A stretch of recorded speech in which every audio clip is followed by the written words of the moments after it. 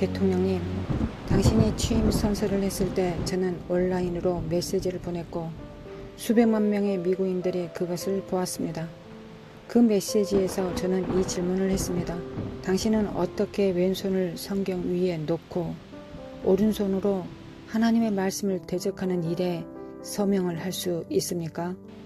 저는 당신이 남자와 여자의 구별을 무시하는 법을 제정할 계획이라고 말했습니다. 우리 초대 대통령이 경고한 것을 하고 우리가 하나님의 영원한 규칙을 무시한다면 하나님의 축복이 땅에서 제거될 것입니다.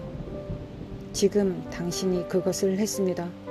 2022년 12월에 당신은 백악관 잔디밭에 서서 미국 연방법을 변경하는 행위에 서명하는 행사를 주관했습니다. 조지 오웰이 1984년이라는 책을 썼을 때 그는 현실을 모호하게 하고 없애기 위한 단어를 사용한 정부에 대해 말했습니다. 거짓을 가리기 위한 진리의 사역, 억압을 가리기 위한 사랑의 사역과 같습니다. 당신이 백악관 잔디밭에서 그 법안에 서명했을 때 한 일은 결혼 존중법이었습니다. 그것은 그 이름과 정반대되는 법입니다. 인류 역사가 시작한 이래로 항상 존재해온 결혼에 대한 무례함과 말살이었습니다. 당신은 어떤 대통령도 하지 않는 일을 했습니다. 당신은 동성 간 결혼을 합법화하는 연방법인 결혼존중법에 최종 서명하였습니다. 당신은 그것을 했을 뿐 아니라 큰 축제로 이를 축하하기까지 했습니다. 수천 명의 활동적인 지지자들, 드래그 퀸 여장 남자를 백악관 잔디밭으로 초대하여 노래와 음악으로 축하했습니다. 당신은 백악관을 무지개로 바꿨습니다. 9.11 사건 이후 얼마 전 현대에 전해진 미국 지도자의 말을 들어보십시오. 그의 결혼은 남자와 여자 사이에 있는 절대적인 도덕적 현실로 선언했습니다. 누가 그것을 말했습니까? 그의 이름은 조 바이든이었습니다. 당신이 그것을 말했습니다. 그것을 강조하기 위해 반복했습니다. 당신은 결혼은 남자와 여자 사이에 있고 국가는 그것을 존중해야 한다고 말했습니다. 그러나 지금 백악관 잔디밭에서 결혼이 남자와 여자 사이에 있는 것이 아니고 아무 사이에 있을 수 있는 것이라고 선언하는 법에 서명했습니다. 그것은 바로 당신이 절대적이라고 선언한 바로 그 도덕적 기초의 파괴였습니다. 당신이 결혼은 남자와 여자 사이에 있는 것임을 존중해야 한다고 모든 주에 말한 바로 그것을 법의 힘으로 모든 주가 무례하도록 강요하는 행위의 법에 서명했습니다. 게다가 당신은 결혼 존중법이 도덕적으로 옳았기 때문에 투표했다고 자랑했습니다. 더 나아가 결혼 존중법에 대한 위험이 없으며 이를 위반하거나 도전하지 않는다고 미국에 확신시켰습니다. 당신은 그 법에 대한 어떤 위험도 위반도 도전도 없다고 미국을 확신시켰습니다. 그러나 지금 백악관 잔디밭에서 바로 그 법을 무너뜨리고 파괴한 것은 당신 자신의 손이었습니다. 어떻게 그런 일이 일어납니까? 어떻게 사람이 자신의 도덕성을 외면하고 반대하는 행위를 실제로 축하할 수 있습니까? 모든 것을 변화시킨 과학적 발견이 있었습니까? 시나이 산에서 전해 내려오는 새로운 태블릿 세트가 있었습니까? 성경의 말씀들이 마법처럼 사라집니까? 자신의 가치와 도덕적 기반을 버리고 파괴하고 음악과 노래로 축하할 때 우리는 그것을 무엇이라고 부릅니까? 대통령이 되기 위해 당신의 손을 하나님의 말씀인 성경에 얹을 때 저는 당신에게 이것을 물었습니다.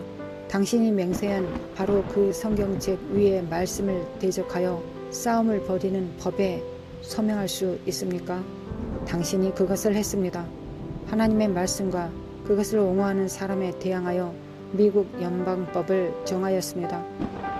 이사야서에 있는 동일한 하나님의 말씀은 말합니다.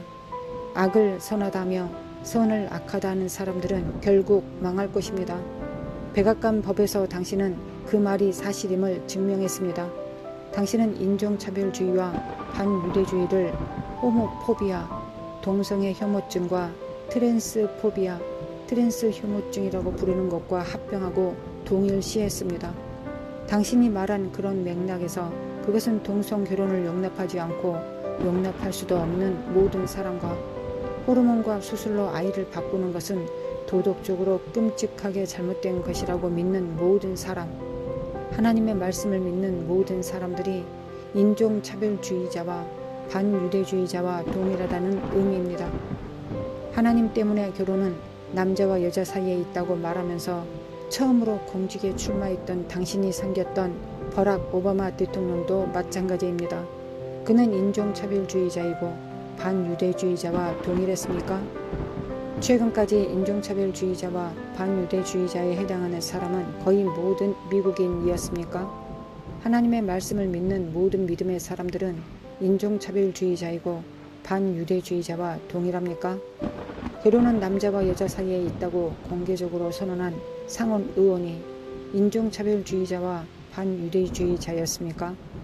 미국 정부는 인종차별주의와 반유대주의에 반대합니다. 그래서 이것은 당신이 지금 미국 정부를 기독교인과 신앙인에 맞서게 하고 있다는 뜻입니까? 그것은 매우 적절한 질문입니다. 당신이 대통령이 되었을 때 저는 당신에게 물었습니다.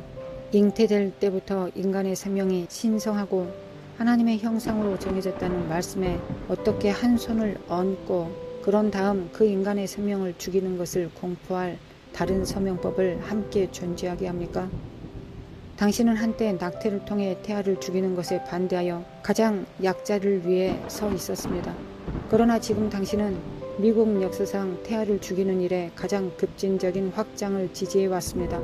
당신은 태아를 보호하려는 사람들을 상대로 휘두를 무기로 법무부를 고용했습니다. 그래서 다시 한번 묻습니다.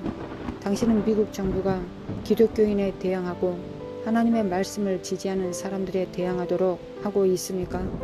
아시다시피 결혼존중법이 통과되기 위해서 그것을 만든 자는 예배당과 종교단체가 하나님의 말씀을 거역하는 결혼을 수행하고 인정하기 위해 그들의 믿음에 반하는 행동을 강요받지 않을 조항을 넣을 수밖에 없었습니다. 한 뉴스 기자가 당신의 대변인에게 종교의 자유 조항이 차별이 아니었냐고 물었습니다. 다시 말해 예배당이 그들의 믿음과 하나님을 대항하는 행동을 하도록 그 조항을 제거해야 하지 않을까요? 우리는 당신의 대변인이 정치적으로 능숙하여 종교적 자유와 양심의 침해를 할 수 없는 본질을 재언급하거나 주제를 변경하고 다음으로 넘어갔을 것으로 예상했지만 그녀는 그렇게 하지 않았습니다. 그녀는 다른 일을 했습니다. 그녀는 인용했습니다. 할 일이 더 있습니까? 절대적으로요. 미래의 종교의 자유를 박탈하고 신자들이 그들의 믿음에 반하여 행동을 하도록 강요하는 암묵적인 요청에 대한 그녀의 대답은 예였습니다. 해야 할 일이 더 있습니다. 백악관 대변인은 대통령의 뜻에 따라 신중하게 답변하도록 지시받습니다. 그래서 대통령은 당신의 대변인에 동의하십니까? 임시 초에 저는 당신이 지금 하고 있는 일에 대해 경고했습니다. 그래서 지금 당신에게 묻습니다. 당신은 종교의 자유와 양심에 관한 보호의 철폐를 위해 일할 것입니까? 당신은 이미 종교단체가 그들의 신앙을 위반하는 절차에 자금을 지원하도록 강요했습니다. 그래서 당신은 할 일이 더 있습니까? 교회와 기독교인이 자신의 믿음에 반하여 성경에서 죄라고 부르는 것에 참여하도록 강요합니다. 그렇지 않으면 당신 자신의 말로 인종차별주의자와 반유대주의자에 해당한다고 진술함으로써 국가에 의해 처벌을 받으십시오. 당신이 어렸을 때 로마의 첫 기독교인이 고대의 경기장에서 사자 앞에 어떻게 죽음을 맞이했는지에 관해 본 영화와 들었던 이야기들을 말했습니다. 이를 기억하십니까? 그들은 왜 죽음에 이르렀습니까? 그들은 정부, 국가가 그들에게 신앙을 거스르고 황제에게 분양하고 다른 신들에게 절하게 하도록 강요했고 그렇게 하지 않아 죽음에 이르렀습니다. 그들은 목숨을 포기했습니다. 당신은 자신을 기독교인이라고 불렀지만 하나님의 길과 말씀을 거스려 싸운다면 당신이 어떻게 현실적으로 기독교인이 될 수 있겠습니까?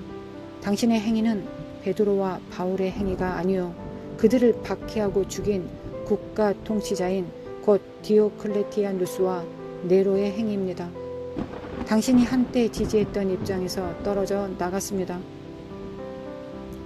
그것에 대한 그리스 단어 아포는 떨어져 지나가다이고 스테이시스는 한 상태이나 입장입니다.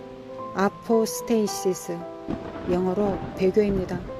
성경은 마지막 날에 큰 배교, 즉 믿음에서 크게 떨어져 나갈 것이라고 말합니다. 우리는 기독교 기반 문명과 국가가 배교에 빠지는 것을 보게 될 것입니다. 우리는 그러한 국가의 지도자들이 스스로 배교에 빠져 배교를 구현할 것이라고 생각합니다. 당신이 그 배교의 화신이 되지 않았습니까? 우리는 지금 거기에 있습니다. 당신 대통령도 또한 거기 배교의 상태에 있습니다. 자신을 기독교인이라고 부르는 사람에게는 영혼이 매우 가깝기 때문에 당신은 가장 위험한 상태에 빠졌습니다. 우리 모두에게는 단 한 번의 삶의 기회가 주어졌습니다. 지금 당신은 행정부, 정당, 언론의 직책을 맡고 있지만 당신이 하나님 앞에 설 그날이 올 것이고 당신은 더 이상 지위가 없을 것입니다. 행정부도, 정부도, 언론도, 여론도 당신 편에 있지 않을 것입니다. 그것들은 모두 사라질 것입니다. 당신과 하나님만 남아있을 것입니다. 하나님은 당신이 한 일에 대해 설명하도록 요구하실 것입니다.